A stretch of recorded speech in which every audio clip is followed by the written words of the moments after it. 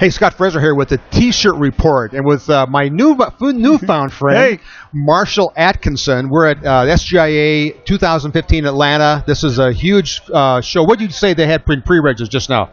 22,000 pre-registered attendees, so it'll probably be more than that by the end of the week. I wonder if that's a record for these guys. I mean, I've heard numbers like that. But I think Vegas last year was 24. Well, and for my money, if they kept this show in Vegas, I think everybody would be happy. You know, they tend to bounce around. They've got the four halls that will hold a show this size. Right. New Orleans, Orlando, here, and Vegas. And I think everybody was, maybe I'm wrong, but of course for me, Vegas is an hour flight from Phoenix, right. So I can just fly. So it's all about you. It's all about me. Hey, it always is all about you. But I want to know about you, because as I told you before we started videotaping, I think you're the new flavor of the month. I am. Everywhere I go, I see your name. You're like the guy. I remember I like social media, so that's probably why. Perfect. And you work it well. You've got that nailed well, and you do a good job. You do a column now for Impressions. I see you everywhere. Who are you writing for? Wearables? I do wearables, printwear, Images magazine in England, and I do some stuff with the journal. Jonathan's a good guy. You know, and then I have my own blog. Right. And then you're active on the what's the one? You're active on a number of them. The Garment Printers Decorator. What's the board? The Facebook page.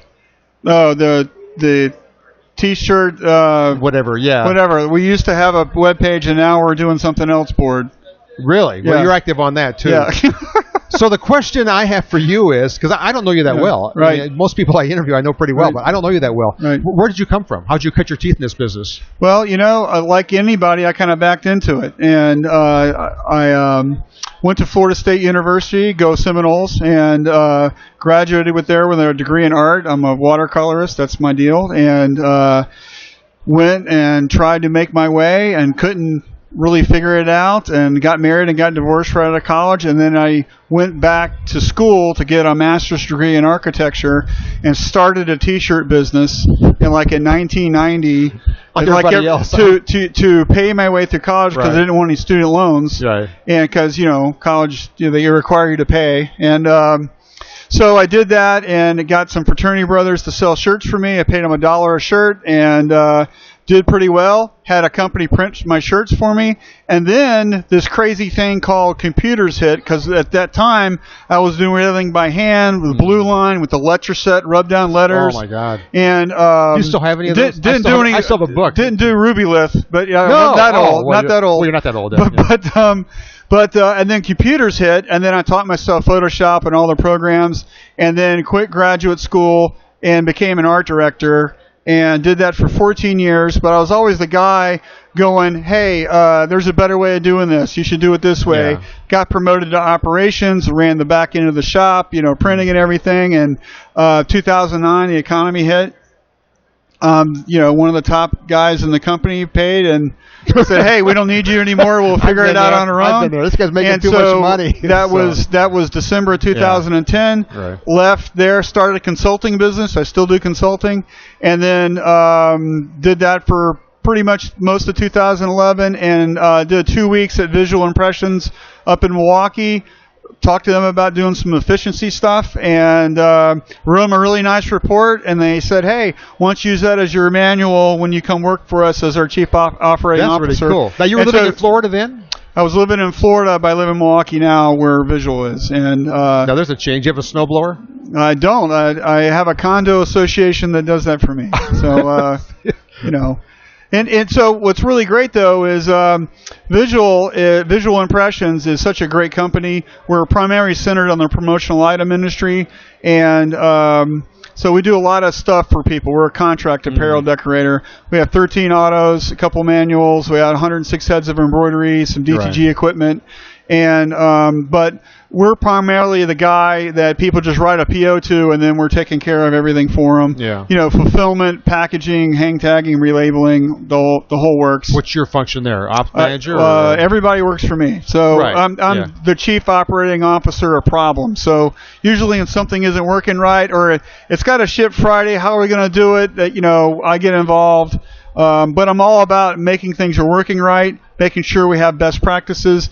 I'm big on sustainability. That's what you write about. You write a lot about that stuff. Yeah, well, it's about getting what I call all the canoes going the same direction. Yeah. So, if your art director won't play ball because, he's creative and thinks he's funky, the screen room guy's not going to like them, and the production guys aren't going to like them. So everybody's got to do the same thing because it's a team. Because at the end of the day, the customer doesn't care that guy's opinion was what. He just wants the thing to ship on Friday. No so that's what you need. And so it's all about getting everybody to play ball and be teammates and have that culture of execution. That's what you want.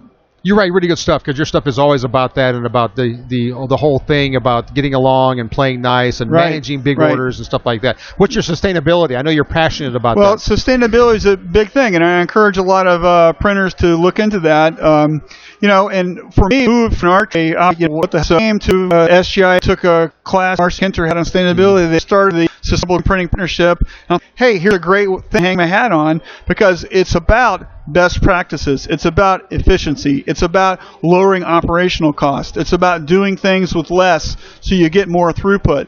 And that's exactly what sustainability is about. You can talk about green all you want and the earth crunchy Birkenstock wearing thing. To me, it's all about business. It's about saving money, and it's about making your company stronger and more competitive in the market.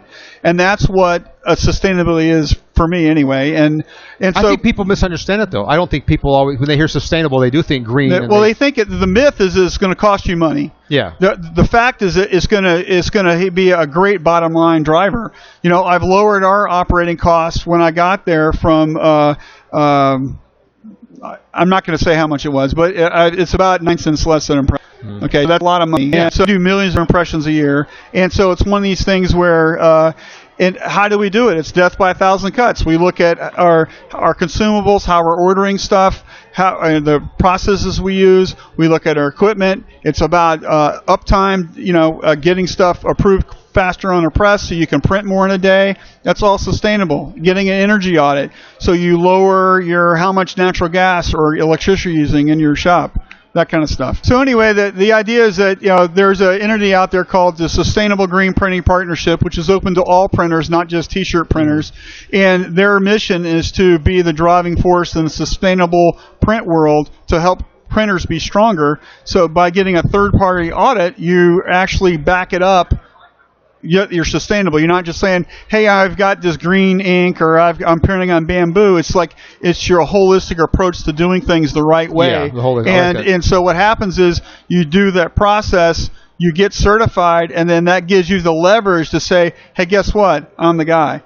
And that brings you business. And so it's a great way to be, and we're happily help anybody get that certification. That's what we're about. How can they find out more about that? Where can they go? You can go to www.sgppartnership.org. SGI has a great peer-to-peer network that Marcy Kinter, who I know you know, runs, and they have a new class starting in December. They can sign up, and it's basically a webinar where they walk you through. About every 2 weeks, there's a class for an hour, and you work on carbon footprint 1 week, VOCs the next, energy audit a third, whatever, and at the end of the thing, you've practically done all the work it takes to get certified. Excellent. I want to talk to you again when sure. we're on the show situation. We'll do a Skype on our regular show. Sure. And talk about other tech stuff. I've enjoyed talking with you, by the way. And when have we met? We've met here. We've met around.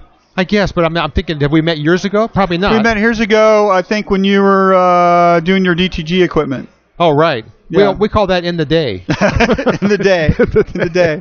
Nice talking to you guys. Thank you, Marshall, for joining us. Take care. Bye-bye.